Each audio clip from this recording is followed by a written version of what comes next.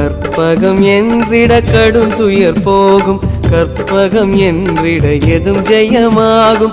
கற்பகம் என்பதை கவசம் ஆகும், கவசமாகிய கணபதி போற்றி.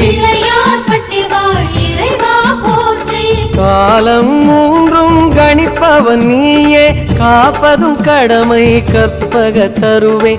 தருவே உந்தன் திருவடி சரணம்.